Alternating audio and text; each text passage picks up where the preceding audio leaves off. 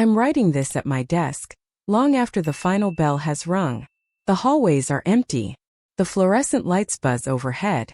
Someone left a water bottle in the corner. I should go home, but the truth is this classroom has felt more like home to me lately than my own house does. His name is Ryan. 17. Maybe 18 now. Quiet. Bright. Always sitting in the back row. He never raises his hand, but I know he's listening. He writes the way some people bleed, like he doesn't know how to stop once it starts. He stays after class sometimes. Pretends to ask questions about the reading. Leaves slowly. Too slowly. And I let him. Today he lingered longer than usual. The others had gone. I was packing my bag and I could feel him watching me. Not in the clumsy hormone-drenched way boys look at their teachers, but like he was searching for something. Do you ever think about what your life could have been? He asked. Just like that. No warning. I turned. What do you mean? He shrugged like it wasn't the most devastating question I'd been asked all year. Just, if you'd made different choices. If you'd let yourself want different things. I should have shut it down. Redirected. Changed the subject. Told him it was inappropriate. But I didn't. Because the truth is I think about that all the time. When I drive home to a husband who hasn't looked at me like a woman in years. When I eat dinner alone in the kitchen because he's still working. When I lie awake wondering when exactly I stopped feeling anything. Ryan looked at me, his eyes too still, too knowing. And I said something I shouldn't have. I said yes. I think about it more than I'd like to admit. He didn't smile. He just nodded. Then gathered his things and said, "See you tomorrow, Parker." And walked out like he hadn't just peeled open a wound I'd spent a decade trying to ignore. I don't know what this is. I don't know what's happening. But I know how it feels. Feels like something is waking up inside me. Something I thought I buried. Something dangerous. He left it behind. Ryan. A small black notebook, spiral-bound, worn at the edges, the kind students fill with half-done assignments or forgotten to-do lists. He must have dropped it after class yesterday. I didn't notice until long after the room had emptied and I was erasing the board. It was on the floor beneath his chair, half tucked under the desk, as if it had tried to hide. I should have put it in the lost and found. That's what a good teacher would do. But I didn't. I took it home. It sat on the passenger seat the entire drive, humming at me like a secret I didn't yet know I wanted. I told myself I'd just check the name on the inside cover. Maybe contact his next of kin if I found something troubling. That would have been responsible, right? But there was no name inside. No class notes either. Just words. Pages and pages of them. Hand-scrawled, uneven, rushed. Not essays. Not homework. Thoughts. Fragments. Feelings. She wears her loneliness like perfume. I wonder if she knows how close I want to breathe it in. I froze. My hands trembling. Her voice softens when she talks about poetry. I wonder who used to soften for her. She never laughs fully. Like she's holding something back. Or waiting for someone to give her permission. I couldn't breathe. The entries weren't dated, but they were clearly about me. Me, not him. Parker. Not the teacher. Me. He noticed things no one else had. He saw through me. And it terrified me. But even more than that, it moved me. Because when I read his words I didn't feel violated. I felt remembered. There was one line near the middle of the journal, circled twice in darker ink. If she knew what I thought when I looked at her hands, would she still let me stay after class? I read that sentence 4 times. Then again. Then I closed the notebook, not because I'd had enough, but because I knew if I read another word, I wouldn't be able to forget it. And part of me doesn't want to. I'll give it back to him tomorrow. I'll pretend I didn't read it. But he'll know. He'll know by the way I hand it to him. By the way I won't meet his eyes. By the way my fingers shake. And I think he wants me to know. I returned the journal today. I placed it on his desk at the end of 7th period. Quietly, like it was nothing more than a forgotten folder. Like my hands hadn't traced every inch of it the night before. He looked up at me. Said nothing. But his eyes. They held that same stillness. That knowing. That invitation. I turned to walk away. I should have. But then, just as I passed his chair, he said, soft as a breath, "You read it." I froze. My back still to him. I wanted to lie. To pretend. To uphold whatever fragile boundaries still remained between teacher and student, woman and boy, rules and longing. But I couldn't lie. Not to him. So I nodded. Once. When I turned back, he was standing now. Slowly. Deliberately. Not closing the space between us but narrowing it. And then he did something so simple, and yet so undoing. He placed his hand on the desk between us. Palm down. Still. Like a question. Not reaching for me. Just waiting. My heart was in my throat. My body suddenly felt too warm, too aware. I looked down at his hand, and for a moment, just one stupid stolen moment, I let my fingers graze the back of his. Not a full touch. Not a grasp. Just contact. And it lit a fire in me I'd spent years trying to smother. We didn't speak. We didn't move. We just stood there, fingertips almost touching, in a room full of ghosts and rules and invisible lines drawn in chalk. Then the bell rang. And just like that, the spell broke. He pulled his hand back, gathered his bag, and as he walked out, he looked over his shoulder and said, "You don't have to pretend anymore."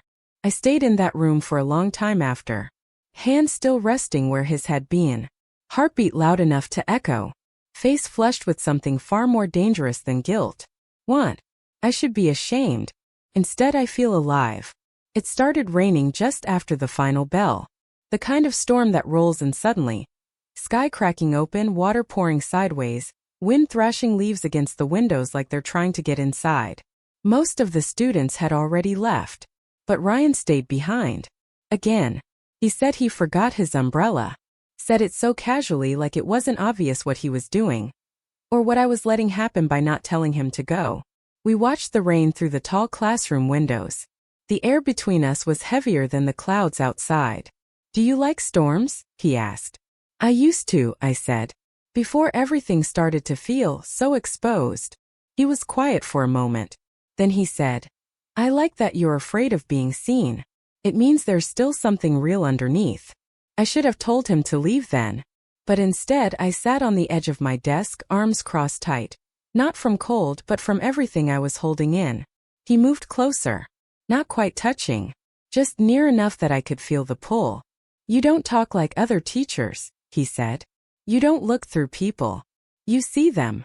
"I'm not supposed to see you like this," I whispered. "But you do," he said. His voice wasn't challenging. It was sad. Like he already knew how many ways this could end badly. And then, without asking, he reached out. His fingers brushed a strand of hair from my face. The gesture was so gentle, so careful, like he was afraid I might break if he touched me too suddenly. I didn't move, 'cause I wanted it. I wanted it so badly it hurt. I closed my eyes for a second, just one, and in that second his hand moved lower. To my cheek. Warm. Real. Too long to be innocent. Too short to be anything more. "I think about you all the time," he said. "I write about you because it's the only way I know how to hold something I'm not allowed to touch." That broke something in me. Because that's exactly how I felt, too. The storm outside crashed louder. But inside it was quiet. Just us. Just this moment. Just everything we were still pretending we hadn't already crossed. And when he finally stepped back, leaving air where his touch had been, I felt cold. He didn't say goodbye. He just walked out into the rain. No umbrella. No hesitation. And I stood there dripping in silence, knowing that the storm outside was nothing compared to the one I just let inside my chest. It was 1:14 a.m. I hadn't meant to write him. I was grading papers. Or at least pretending to. But my mind kept drifting back to the storm, to the way his fingers brushed my face like he'd been imagining it for weeks. Months. The way I had. There was an open tab on my laptop. The class roster. His name highlighted. I clicked. Just to see. Just to look. But then, I started typing. Only a sentence. Then another. I wasn't even sure what I was saying. It wasn't flirtatious. It wasn't explicit. But it was honest. Too honest. Sometimes I feel like I've forgotten how to be a person outside these walls. There's a version of me I buried so deeply I almost forgot she existed. Until someone reminded me. "Please forget I sent this." I hovered over delete. But I didn't delete it. I hit send. And immediately felt sick. like I had just stepped off a cliff, knowing there was no ground beneath me but jumping anyway. I stared at the screen for 10 minutes, closed the laptop, opened it again, refreshed. Nothing. Then at 2:02 a.m. he replied. One line. No greeting. No hesitation. Just this. If I'm the one who reminded you, I'll never forget that. I sat frozen, my breath caught in my throat, my pulse racing in my ears. He wasn't afraid. He wasn't confused. He understood exactly what I was saying, and answered with something that felt like a hand slipping beneath a locked door. Later that morning in class, he didn't look at me. Not once. But when I handed back his paper, our fingers touched and lingered. And it said more than either of us could. There's a weight building in the air now. Something humming just beneath the surface of our words, our silences, our eye contact that drags a little too long. Something inevitable. I can feel it coming. And part of me, the part I'm supposed to keep quiet, wants to meet it halfway. I saw him waiting. It was after parent-teacher conferences, late, almost 9:30 p.m. I'd stayed behind to finish inputting grades, trying to distract myself from the echo of his words, from the email, from everything. The hallway lights had dimmed to half power. I was locking the classroom door when I felt it, that electricity, that presence. I turned and there he was, leaning against the lockers, hood up, backpack slung low. His eyes caught mine before I could pretend not to see him. You shouldn't be here, I said softly. I know, he replied. But he didn't move. And neither did I. There was something fragile in the air. A wire pulled so tight between us I could almost hear it humming. Why are you here, Ryan? He stepped closer. Because I need to know if I'm making this up, if I'm crazy, or if you feel it too. I swallowed hard. My voice barely made it out of my throat. I don't know what you think this is. Yes, you do, he cut in. You know. He said it like a plea, like a truth, like a boy who had already crossed the line in his mind 1,000 times and was now begging me to meet him on the other side. I should have walked away, should have said I was his teacher, that this couldn't happen, that we were both confusing attention with affection, loneliness with longing. But then he said one thing I couldn't shake. I see you. And I think you want to be seen. And God help me, I did. I wanted someone to see me, not the version I play in staff meetings or around my husband at dinner, or when I smile at the neighbors out of obligation. I wanted someone to look at me and not flinch. He took one more step. We were only inches apart now. You can tell me to leave, he whispered. You can say this is wrong. I'll go. But if you don't say it now. I didn't say it. I didn't say a word. Because everything inside me was too loud to speak. Years of silence. Years of being untouched, unread, unseen. And then, I let it happen. I didn't kiss him first. He moved slow, as if I were breakable, as if time might forgive him if he moved gently enough. His mouth hovered near mine. And when our lips met, it wasn't fire. It was recognition. Like he had known this version of me all along, and was simply waiting for me to admit she still existed. The kiss was soft, desperate, careful and careless at the same time. When we broke apart, I looked at him, really looked at him, and I didn't see a student. I saw a boy who had reached for something forbidden, and a woman who had let him. I don't know how it started. Not the moment that I remember in perfect detail.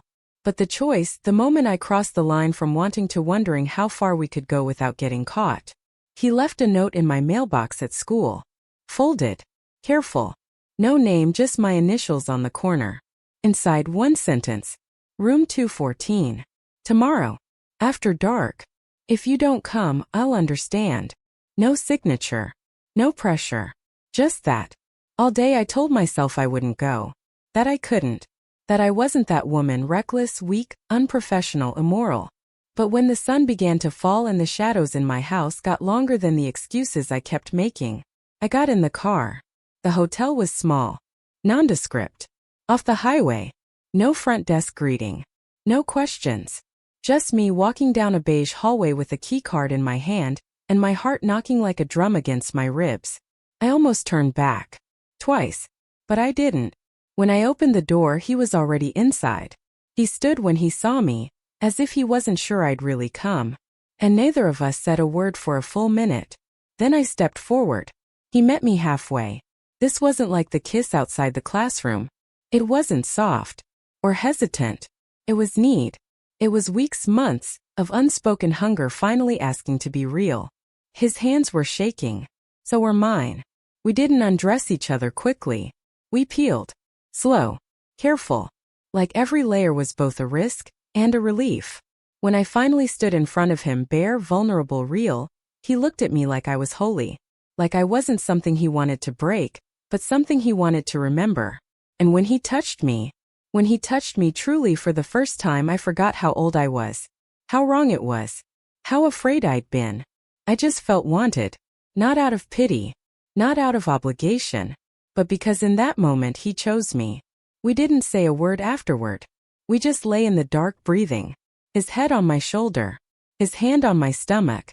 And me tracing circles into the skin of a boy I should have never let close, but who somehow made me feel more mine than anyone ever had. I didn't know she'd be there. His mother. Her name on the conference schedule had barely registered. There are too many students, too many parents, and I hadn't connected the dots until it was too late. She walked in wearing red lipstick and too much perfume. Her hair perfect. Her smile wide and automatic, like someone used to pretending for a room. "I'm Ryan's mom," she said, shaking my hand like we were equals. I felt sick. Not because I'd been caught, but because I wasn't. Because I had to sit across from her. This woman who gave birth to him, raised him, loved him, and pretend I only knew her son in the way a teacher should. She talked a lot. About college prep, about how smart he was but distant lately, about how he didn't tell her anything anymore. "He used to write me notes," she said, laughing. "Now I'm lucky if I get a full sentence." My mouth was dry. I nodded, smiled, said what I was supposed to say. That Ryan was bright, creative, a natural writer. That I encouraged him to journal. And oh God, I nearly choked on the word. She leaned in at one point.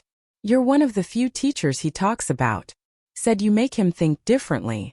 I felt my stomach twist, because I knew exactly what he thought about. And none of it was appropriate. None of it was safe. But also none of it was a lie. She left after 20 minutes, thanking me for all I do, like I wasn't the very danger she couldn't see. And when the door closed behind her, I couldn't breathe. I leaned over the desk, knuckles white, heart hammering. I thought about the way he kissed me, the way he touched me, the way he looked at me like I was someone worth ruining things for. And I thought about how small this town really is. How easy it would be for everything to collapse. One slip. One whisper. One missed glance in a hallway. That night he messaged me. "She said she met with you. Did you smile through it?" I stared at the screen. Then typed. "I smiled. I lied. I shook her hand with the same fingers you kissed." He didn't reply.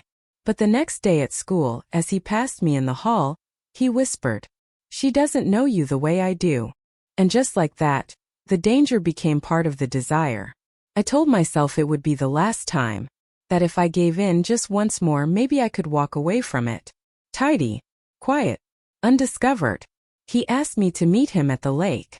There's an old cabin up there. Belongs to his uncle, apparently. Empty. Unused. Hidden in a way that made me feel both terrified and safe. I told my husband I had a conference out of town. He didn't even ask what it was about. He barely looked up from his laptop.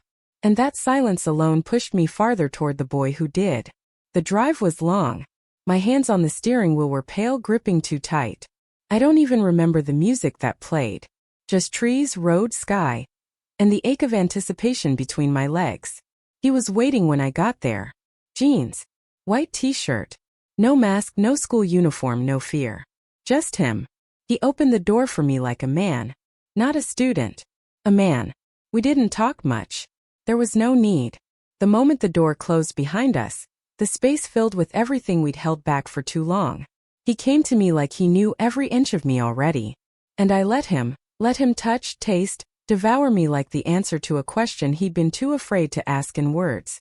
The air smelled like pine and skin. The windows fogged. Our clothes disappeared slowly, like neither of us wanted to rush the thing we knew might never happen again. And when he pushed inside me, when our bodies finally erased the line our roles had drawn, I cried. Not from pain. Not from guilt. but from recognition. I had forgotten what it meant to be wanted without condition, to be seen and still kept. We made love on the floor, on the couch, in front of the fireplace. He worshipped me in a way that felt sacred, like I wasn't just his teacher, his temptation, his secret, but his choice. And for those hours I wasn't Mrs. Parker. I wasn't the woman with the aging husband or the grating deadlines or the carefully managed life. I was just Claire. Naked, messy, desired, human. We fell asleep in a tangle. The sound of the lake outside, his breath at the back of my neck, one arm draped over me like he didn't care who I was supposed to be. And in the dark, I whispered something I shouldn't have. I don't want this to end. He didn't reply, but I felt his hand tighten around mine. It wasn't the rumors. It wasn't a text, or a photo, or some dramatic confession left in a locker.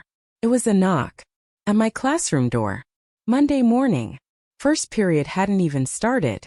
The vice principal stood there, not angry, not accusatory, just tired, like he'd seen this kind of thing before, like he already knew. Can we speak in private? That's when I knew. Not that they knew, but that it was over. The bubble we'd created, in emails, in motel rooms, in a cabin by the lake, had burst. And all that was left was me, sitting in a folding chair in the office I used to walk past without fear. Hands clenched so tight my nails left crescents in my palm. They didn't have proof, but they didn't need it. A parent had seen us in the parking lot. Too close. Too late. A hand on a shoulder. A glance held too long. That's all it ever takes when people are looking for stories. They asked me questions I didn't answer. They gave me a leave of absence before I could say a word. They said they'd investigate. But the damage was already done, not to my reputation. To him. To the boy who saw me, wanted me, chose me. He messaged me that night. I'm sorry. That's all it said. And I knew it wasn't guilt he was apologizing for. It was loss.